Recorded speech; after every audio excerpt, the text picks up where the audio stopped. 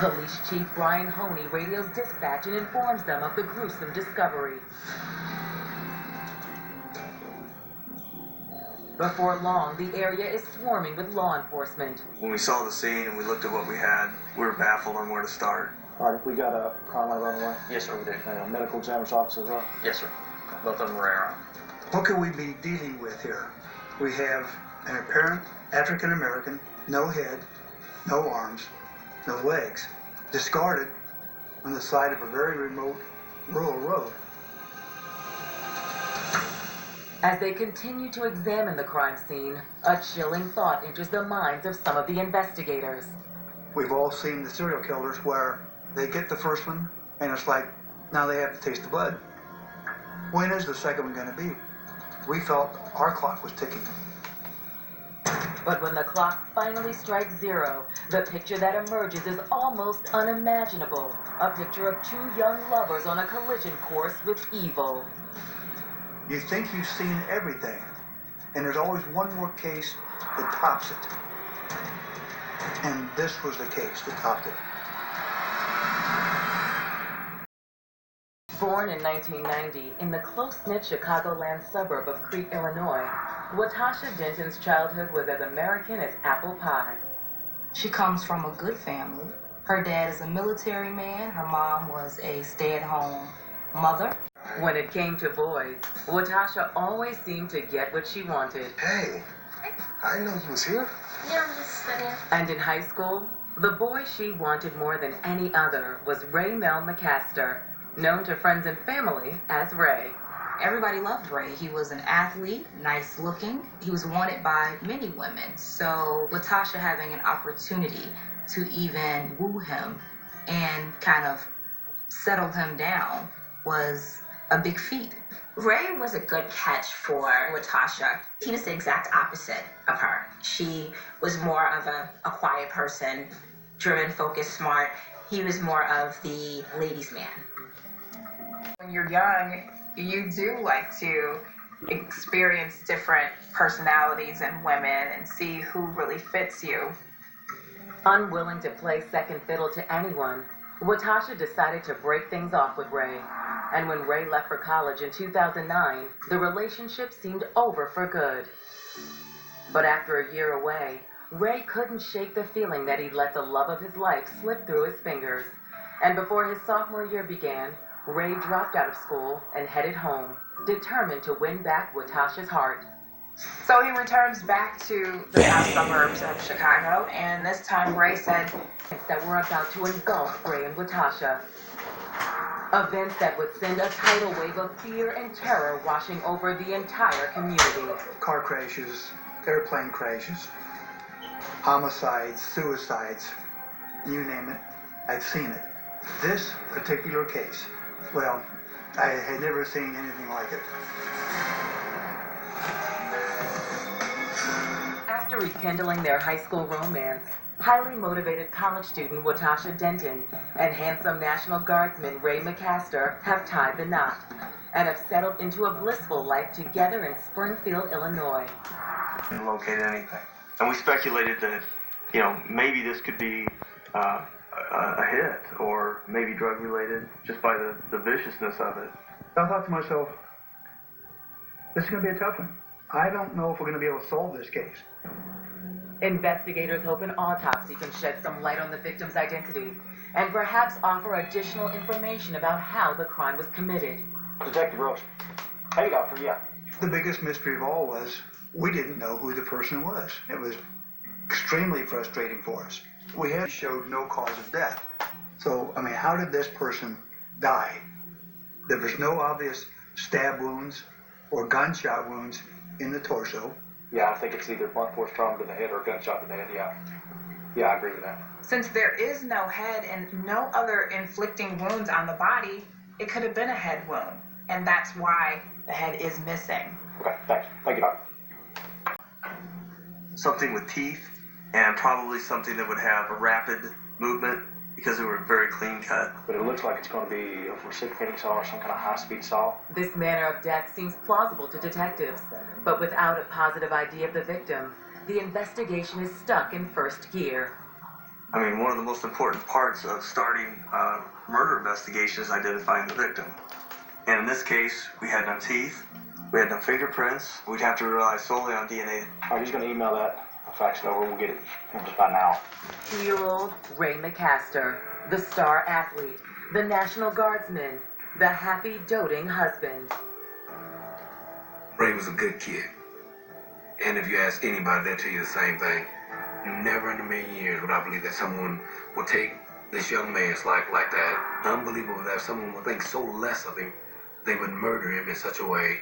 But who would want to kill Ray Mccaster, and why? The answer to that question would stun not only police, but everyone in Springfield as well. Wow. The Illinois State Police Division of Forensic Services performed the initial analysis of Ray Mccaster's DNA. This state organization oversees the second largest system of crime laboratories in the United States, trailing only the FBI. Body discarded 15 miles from the city in a remote area. The town was on pins and needles. They wanted answers. The first part of the job was to identify the body, and obviously before they can look for suspects, they need to look for who their victim is. DNA analysis by the Department of Defense helped police determine that the body is that of 22-year-old Raymel Mccaster. But what was the mutilated body of a happily I married thought they were National gonna say it Guardsman was the doing girl. a covert 15 miles outside of town? He's a married man, has a good job. He's in the military, and so why does this man end up in a rural ditch, beheaded and dismembered? We had no reason. It was a total mystery. She said something about him doing drugs. I didn't believe any of it. She said that Raymel had ran off. I said, ran off? What do you mean? He went to St. Louis with some homeless guy. She had told his father Ray had started around with a bad crowd. He was going out and partying and drinking all the time, and some of the people that he was running with were using narcotics, and that Ray was participating in using narcotics. For investigators, Marcel's statement points them back to their original theory about the crime. Do you think there could be a homicide from a drug or some kind of gang activity? However, Ray's father finds the drug angle. Yeah, but your wife is just throwing out information like that. Like, yeah, he's doing drugs. He was doing all kinds of drugs. Like, you cops, you should already know that when people start pointing fingers for no fucking reason. Drugs and Raymel doesn't add up. We'll show ourselves out. And I might be wrong, but we'll see. In denial about his supposed drug use. His pastor, Dion Kreitz, is equally skeptical of the allegations. To me, it's not right. Ray was very soft-spoken, wasn't high-strung, one of the nicest kids, a nice kid, good boy. The same person who seems to be the source of the drug allegations. His wife, Watasha. They find her at the couple's home in Springfield. Hello. When we first got to the residence, we identified who we were. She was very polite, very calm. Judging from Watasha's reserved demeanor, investigators suspect she has no idea her husband is dead. Worried that news of Ray's murder will render her too distraught to talk, they hold off on delivering the bad news until they've spoken to her about Ray's alleged drug use. We told her that we were contacted by the Illinois Army National Guard and that Ray had not appeared for numerous drills at this point, and she agreed to come down to the sheriff's office with us. You want something to drink? She was polite, she was cooperative. I mean, she seemed very talkative and didn't have anything to hide. According to Watasha, shortly after the couple moved into their new house, Ray began experimenting with drugs, and his behavior quickly took a dark turn. You just get like really bad. You take the drug and you just leave. Sometimes you won't come back 2 or 3 days. Late night partying, use of illegal narcotics, alcohol abuse, physical abuse from Ray to her. Watasha claims that despite Ray's erratic behavior, she was unwilling to give up on their marriage. When he left, what did he take? Watasha says that one night, car pulls up to the house, and that Ray gets in the car, took everything he had with him, and they went to St. Louis. At this point in the interview, Ray isn't in St. Louis. He's dead. His DNA was confirmed by the Department of Defense. I'm not lying to you, and I'm not trying to hurt you.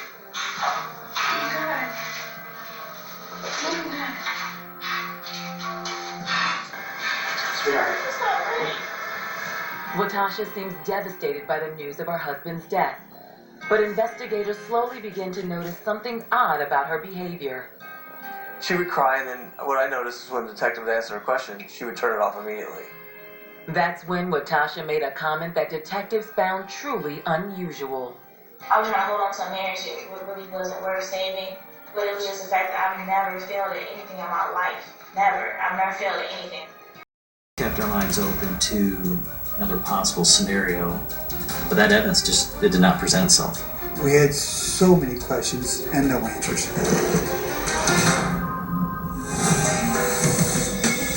Police are investigating the grisly murder of 22-year-old National Guardsman widow Watasha. Claims that her husband had recently started using drugs and abusing her. Ever the perfectionist, Watasha tried to change Ray. And average investigators wonder, that sounds like the average fucking guilt to me. The fact that she kicked him out prior to his disappearance showed or indicated to the police officers that, you know, she's done. She doesn't want to have anything to do with him anymore. But even though Watasha and Ray's relationship had its problems, investigators are shocked by Watasha's cool reaction to the news of Ray's murder.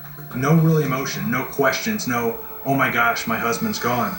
None of those questions. She's pointing fingers though. What do you mean? Yeah, he's doing drugs. Yeah, he's abusing me. And physical abuse. He has a decidedly different take on things.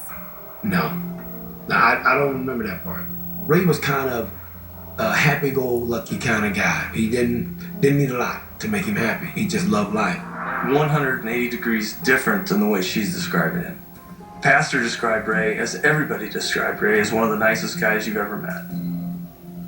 She packed up all of his military equipment, his uniforms, and took him up to the guard unit in Robinson. The guardsman's statement immediately raises red flags about Watasha's version of events. If she kicked him out, it is odd that she would go to the armory and submit his belongings as opposed to trying to find Ray to give Ray his belongings. But what Ray's superior tells detectives next gives them even more cause for concern. It involves an incident that happened a few weeks prior to Ray's disappearance. They were at a cookout of the guard unit up in Chicago. Ray told one of his colleagues, if he ever ended up missing, look at Watasha. Toss screens in. What do we got? That suspicion is further cemented on November 10th, when the coroner's office releases the findings of their toxicology analysis of Ray's blood. When the toxicology was done, there was no evidence of any narcotics in the bloodstream. He was in the National Guard. He had submitted to go put her ass in chemical cuffs. testing for narcotics there. Came up negative. Tetrahydrozoline. What is that? In the autopsy, he had very high levels of tetrahydrozoline. And we found out that the substance tetrahydrozoline is a poison. It's also the primary active ingredient in a common household product. The autopsy reveals traces of the chemicals that are found in Visine. If enough tetrahydrozoline is consumed by an individual, it could cause harm to them, could make them sick, and could lead to death. Though the toxicology report states that the amount of tetrahydrozoline in Ray's system never reached lethal levels, it suggests someone had tried to poison him. No other drugs. That was right. To Watasha Denton. On November 12th, investigators decide to place Watasha under 24-hour surveillance. There she is. Yeah. And no sooner have they done so than they make a series of startling discoveries.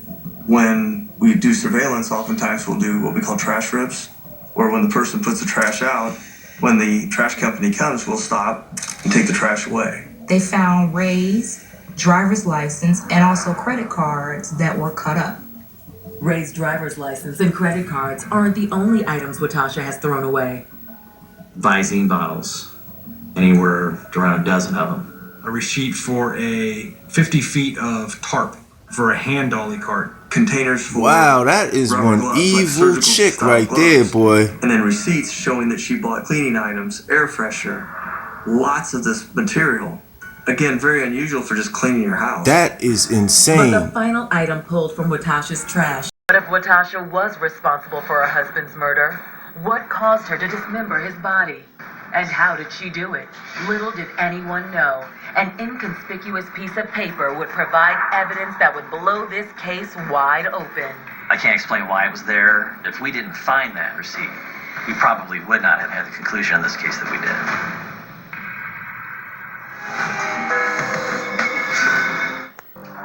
According to Ray's young widow, Watasha, Ray had begun using drugs, and his murder was likely the work of an angry drug dealer. There was no other plausible explanation for who could have done this to Raymel, other than the fact that perhaps he had exposed himself to the type of people that would have done this. But when the toxicology report reveals no drugs in Ray's system, except for a massive amount of tetrahydrozoline, an active chemical in over-the-counter eye drops, investigators begin to suspect Watasha may be the... I mean, even just the torso, I would estimate weighed about 180 to 200 pounds. The thought was it would take more than one person to do this crime, to sever the head, sever the legs, sever the hands, and then dispose of the body there. In an effort to unearth both a motive and potential accomplice, police continue to sift through the trash removed from Watasha's garbage cans, as well as some of the debris collected at the crime scene. You come take a look at this. What do you got? It's from this latter pile of potential evidence that detectives discover a bloody scrap of paper. We're reciprocating cell. That matches up. Time and date stamp. Let me give them a call so we can get surveillance footage of that. There was a receipt to a local Walmart that I believe was October 25th, which was just a few days before we found the body. It was significant because of the purchases that were made: a reciprocating saw, a non-insulated respirator mask, cleaning equipment, some rubber gloves. Though the items were paid This for chick in is cash, like the something receipt out had a of a timestamp on it, motherfucking 11:53 Batman p.m. fucking comic. Investigators head to the Walmart and ask to see Fucking the surveillance footage from the Marvel checkout area villain at the or some time of the shit. purchase. The It fuck? doesn't take long to find what they're looking for. The video showed an African-American female at a register purchasing the items that are listed right on the receipt. And she's buying a reciprocating saw and a respirator mask at midnight. Very odd thing for a young lady to be buying at that time of night. That young woman was Watasha Mccaster.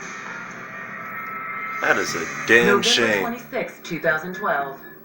Armed with this new evidence, investigators execute a search of Watasha and Ray's home while she is in class. Once inside, they find even more incriminating evidence. One of the things that we recovered was her computer.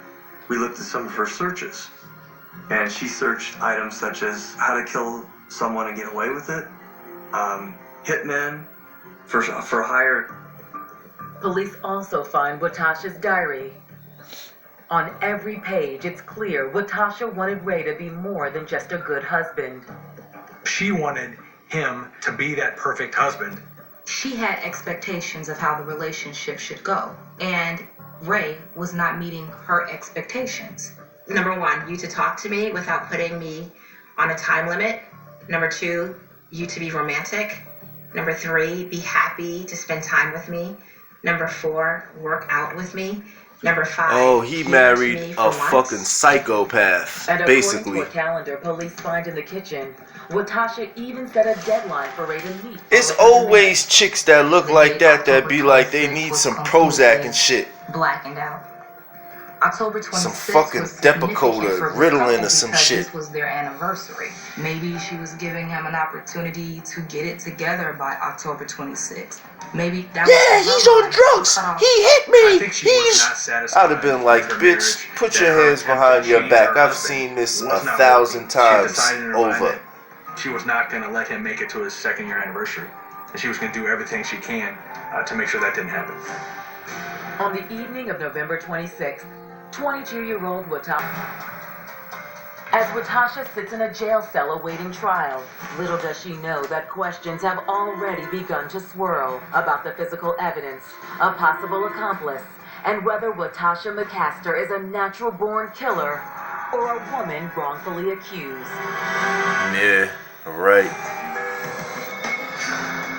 24-year-old Latasha Mccaster is led into a Springfield, Illinois courtroom to stand trial for the crime. In their opening arguments, prosecutors assert that the mild-mannered co-ed seated in front of the jury was in fact an unyielding perfectionist. Like, listen, man.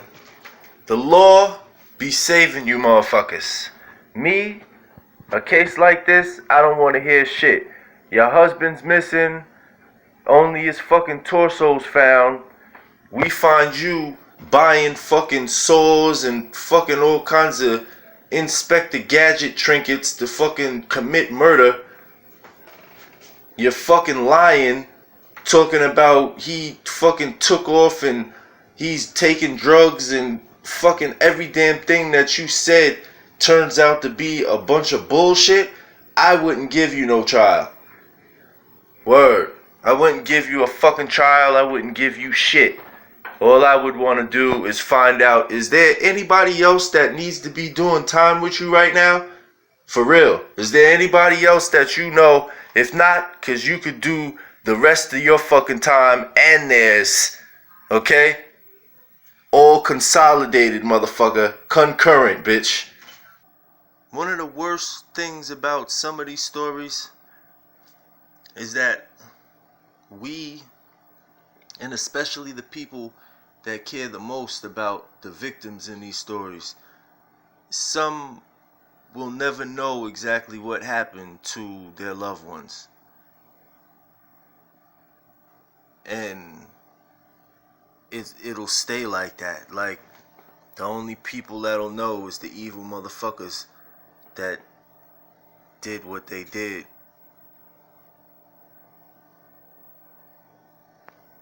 Thing that I noticed is that a lot of the sickest murders, something that they seem to have in common are the dates. They all have some kind of similar time frame within the actions that have been taken. And the cops, like the people that look into these stories and cases, it's incredible to me that you guys actually get paid for what you do. But I mean, yeah, okay, you got this girl going into the store purchasing this shit and everything, but still, all in all, even though a person cutting up the body that would make it lighter and everything, how do you know that this girl didn't have an accomplice? That she didn't actually get somebody else to cut? Because you know how much power you would have to be able to cut through somebody, even with a chainsaw. Like, that takes strength. You know what I'm saying? Or the whole process. And even mentally having the capability to do that. Like, I mean, to me, I would be looking for other people also. Like, there was somebody else there, I believe. But you know, I'm Sherlock, so you know, Holmes. Dispose the body if you weighed over 200 pounds. Look, she could have done it. She could have put it on the dolly. She could have tied him up. She could have done all these things to dispose of the body, and she could have done it. That's the point of somebody cutting off body parts, to make them fucking not so heavy. Lied to you. What do you mean that's it? Somebody that sat there and lied to you a million times in a minute and a half. It's a powerful argument, but one to which prosecutors have a surprising response. They call one of Latasha's classmates from the University of Illinois to testify. Under oath, Sam Thomas recalls a favor Latasha asked of him via a text message 5 days before Ray's body was found. Her story was that she was in the National Guard, but she hadn't been trained to shoot yet, and she wanted to do some shooting with her father. Ask if he would loan a pistol to her. Like I told you, standard automatic handgun. He gave her the gun with 6 rounds of ammo on Yeah, October you need to go 24th. get him The too. gun was returned to him on October And make him do some 25th, fucking time. missing 2 of those rounds. We don't have his head. We can't show that the cause of death was a bullet wound to the head. Like, oh yeah, you just gave this fucking chick a handgun to do what? Like, nigga, he'd be doing some time, bro. Word. They never found the remains. Will Sam Thomas's surprise Fuck outta testimony here. swing momentum back in favor of the prosecution? If he doesn't go Or to has the jail, defense created enough everybody doubt in this the minds of trial, jurors? the On judge, April 1st, jury, everybody, 2014, y'all all should the be locked jury up. retires to decide what Tasha's fate. If that was a black kid with a fucking gun, giving it to some fucking body, and then somebody in this situation, somebody ends up dead, like, nigga, please. You let me give somebody a fucking gun, and then they go and kill a motherfucker with the gun I give them. See what the fuck happens. Guilty of all charges. She was sentenced to 78 years in prison. Her reaction to the verdict was like her reaction Look at to her, Big everything else in the Bertha, for Not the much rest of her life. No real emotion. Just stood there and listened to the verdict. I need you to be romantic. I had a chick tell me that. Well, nah, she didn't tell me that.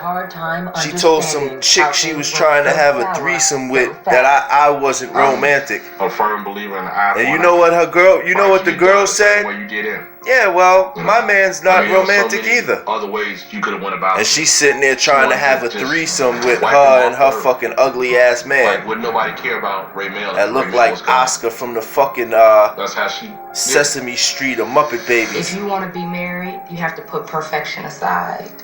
There is no perfect human being.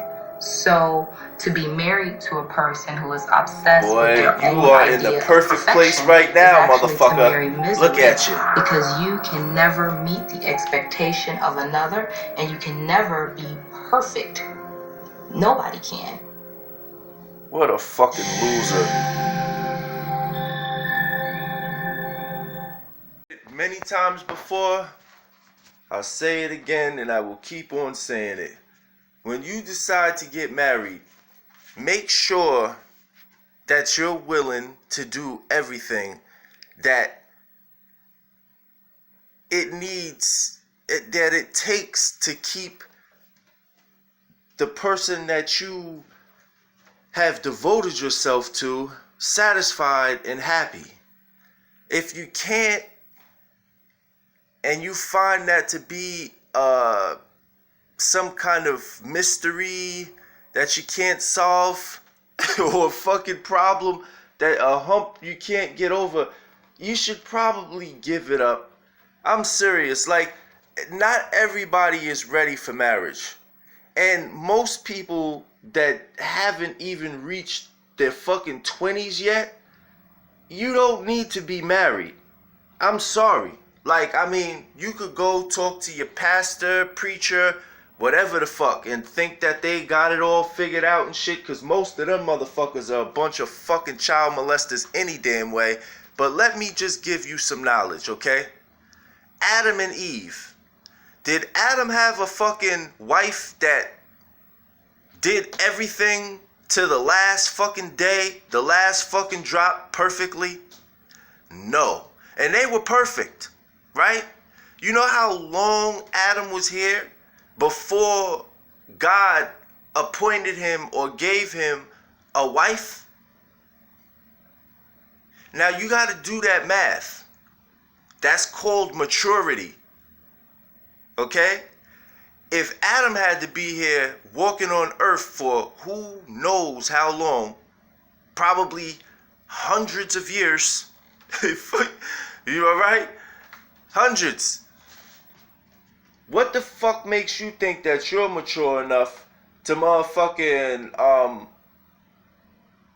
outdo, outlast, or even have a relationship that's gonna be so damn perfect when not even the first person that was here got that, but you think that you deserve it, or that that's the way that life is? Did your mom have a perfect, your mom, your dad, anybody you know have a perfect relationship?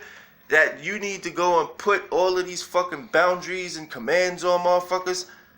Oh, you're not romantic. I need you to be romantic. I need you to work out with me. Well, now you could work out with your motherfucking cellmate. Now you could work out with a motherfucking rat that's motherfucking running past your fucking cell, or a fucking couple of bugs. You know how happy you are to see a fucking bug in a fucking jail cell? Because you're so fucking secluded from everything? Everything is great in there. But now you can enjoy all of that shit. Motherfuckers want to get married, throw it in people's faces. Oh, I'm married. Oh, where? Nah. And you know, girls, they get mad and jealous. Like, all girls want to be fucking married and shit. But there's nothing to be jealous about. Like, they could fucking take selfies and pictures and make all of these fucking diagrams and posters and fucking rant and rave how great their motherfucking life is with their husband and their wife. And then you go to their fucking house and a bitch comes to the door with an eye fucking socket looking like she got hit with a fucking golf club. Fucking eye as big as a motherfucking golf ball, but they're living it up. Like, motherfucker, listen, man. You get married for you. Don't get married to motherfucking impress nobody, okay? Or try and rub it in somebody's fucking face. Make sure your fucking marriage and your fucking relationship works out for you first, motherfucker. All of you motherfuckers. Yeah. I would just like to take this time once again, because YouTube be doing some funny shit. They like to not give you exposure and block your shit, your stuff, because copyright claims and all of this bull crap and all of whatever. But to the bozo, or bozos, because I'm pretty sure it's more than just the specific person that I'm talking to or talking about right now. But to all you dummies that's on YouTube, you're taking people's ideas like mine, like you see something and like you have no originality, nothing genuine about you, no fucking substance to you, and you're taking people's ideas and posting them and reposting them and basically just cyberjacking people's fucking brains and skull fucking everybody over the fucking airwaves and shit. Please stop. Get a fucking life. You are nobody. Come to this with your own fucking mind, your own fucking thoughts. You people are pissing me off with your fucking renditions and exhibitions and demonstrations fucking trying to duplicate, bro. Or bitch, whatever you are, whoever you are, just stop that shit. Don't make no more posts. Don't make no more fucking sites, no blogs, no nothing. Just stop it. You fucking suck.